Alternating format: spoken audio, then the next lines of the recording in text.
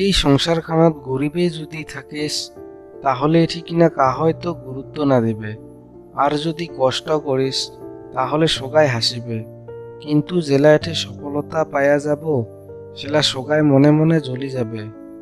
যার জন্য সবসময় কষ্ট, পরিশ্রম আর ওই পরমাত্মার উপর বিশ্বাস রাখাটাই সফলতার সূত্র হয়।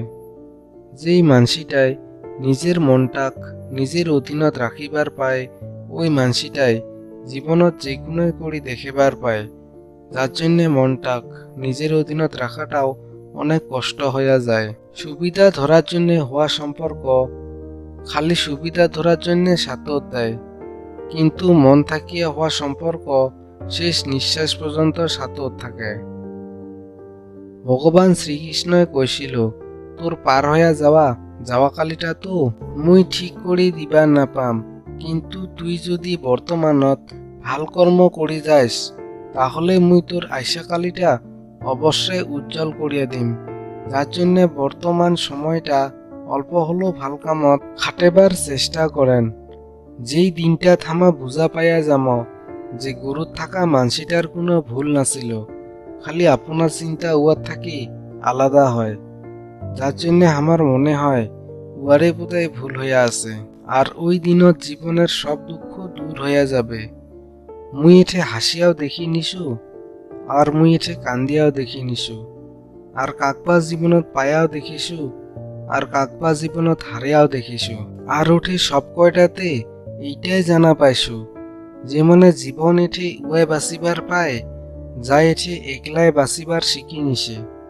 যার জন্য জীবনত একলাই হলো মন দুর্বল না করেন, কেননা দুর্বলতা আমার সগারে ভিতরত থাকে, কিন্তু দুর্বল মানুষ এটি উয়াই হয় যার নিজের ক্ষমতার উপর বিশ্বাস না থাকে।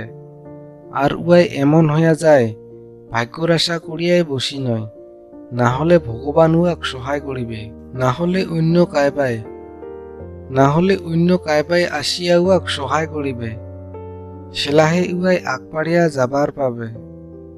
কিন্তু এতে এমনটা নহয়।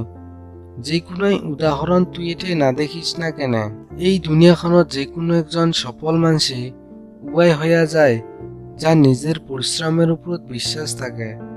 যার নিজের উপর বিশ্বাস থাকে উয়ার ওইটা জানা আছে যে মুই এই কামটাত সাকসেস হইম, আর আজি না হলে কালি মুই এইটা করিয়া দেখাম। যার জন্য আপনি আপনার ক্ষমতাক চিনিবার চেষ্টা করেন আর নিজের উপর বিশ্বাস রাখেন, তাহলে আপনার আজি না হলো তো কালি সফলতা পাওয়াটা খাটাং আছে। কি করিবেন, কথা সত্য হয় কিন্তু কথাটা মনত নাগি যায়। আমার চিন্তা ভাবনা আর জল এই দুইটা জিনিস সবসময় ছাপায় রাখিবার লাগে, কেননা খারাপ জলে আমার স্বাস্থ্য খারাপ করিয়া দেয়, আর খারাপ চিন্তায় আমার জীবনটা ধ্বংস করি দিবার পায়।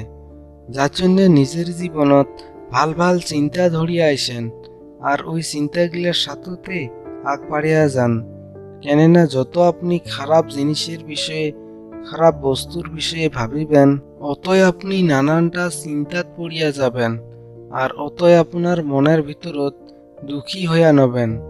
যার জন্য অল্প হলো চেষ্টা করেন যাতে আপনার চিন্তাধারা আর বিচার ভাল করিবার পান।